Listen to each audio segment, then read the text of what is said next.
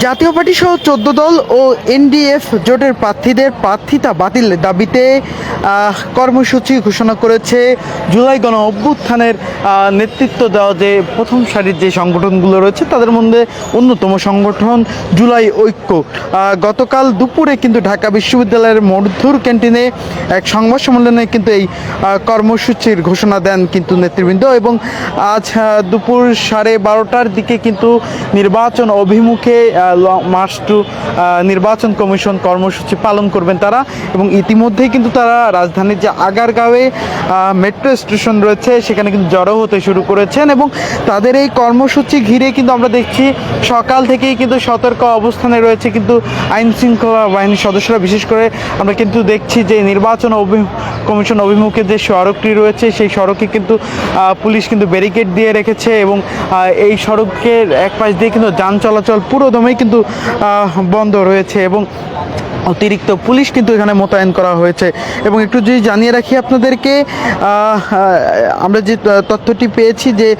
জুলাই ঐক্যর পক্ষ থেকে কিন্তু জানানো হয়েছে গতকাল যে জাতীয় পার্টি সহ 14 দল ও এনডিএফ জোটের মাধ্যমে আওয়ামী লীগের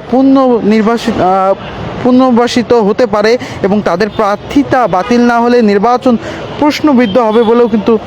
তারা দাবি করেন। এবং এই কারণেই কিন্তু তারা জুলাই ঐক্যর পক্ষ থেকে কিন্তু 2 দিনের কিন্তু কর্মসূচি ঘোষণা করেছেন, এবং সেই 2 দিনের কর্মসূচির মধ্যে কিন্তু আজ রয়েছে কিন্তু তারা কিন্তু এই নির্বাচন কমিশন অভিমুখে কিন্তু লং মার্চ করবে, এবং কিছুক্ষণের মধ্যেই কিন্তু তাদের যে লং মার্চটি সেটি কিন্তু এই নির্বাচন কমিশনে আসার কথা রয়েছে। লং মার্চ টু নির্বাচন কমিশন কর্মসূচি ঘিরে কিন্তু ইতিমধ্যেই কিন্তু সতর্ক অবস্থানে রয়েছে আইন শৃঙ্খলা বাহিনীর সদস্যরা, এবং নির্বাচন কমিশনের সামনে পুলিশের যে ব্যারিকেড এবং একটি জল কামান কিন্তু নিয়ে আসা হয়েছে, এমন চিত্র কিন্তু আমরা দেখছি। এবং একই সঙ্গে যদি একটু জানিয়ে রাখি আপনাদেরকে, আগামীকালকেও কিন্তু কর্মসূচি ঘোষণা করেছে জুলাই ঐক্য, এবং আগামীকাল কিন্তু দেশের সব বিভাগীয় শহরে বিভাগীয় নির্বাচন কমিশন কার্যালয়ের সামনে মার্চ ও স্মারকলিপি প্রদান করবে সংগঠনটি। এবং আজ কিন্তু তারা লং মার্চ নিয়ে কিন্তু নির্বাচন কমিশনে আসার কথা রয়েছে, এবং কিছুক্ষণের মধ্যে অর্থাৎ 12:30 নাগাদ কিন্তু তাদের সেই লং মার্চটি কিন্তু আসার কথা রয়েছে। এবং আপনারা কিন্তু দেখছেন তাদের লং মার্চ টু নির্বাচন কমিশন কর্মসূচি ঘিরে ইতিমধ্যেই কিন্তু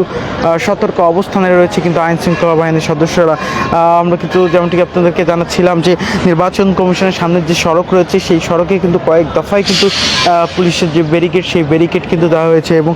পুলিশের পক্ষ থেকে কিন্তু সাজোয়া যান এবং জল কামান কিন্তু নিয়ে আসা হয়েছে, এবং একই সঙ্গে অতিরিক্ত পুলিশ কিন্তু আজকে মোতায়েন করা হচ্ছে। এবং একই সঙ্গে একটু যদি জানিয়ে রাখি, গতকাল কিন্তু দুপুর নাগাদ কিন্তু যে ঢাকা বিশ্ববিদ্যালয়ের মধুর ক্যান্টিনে কিন্তু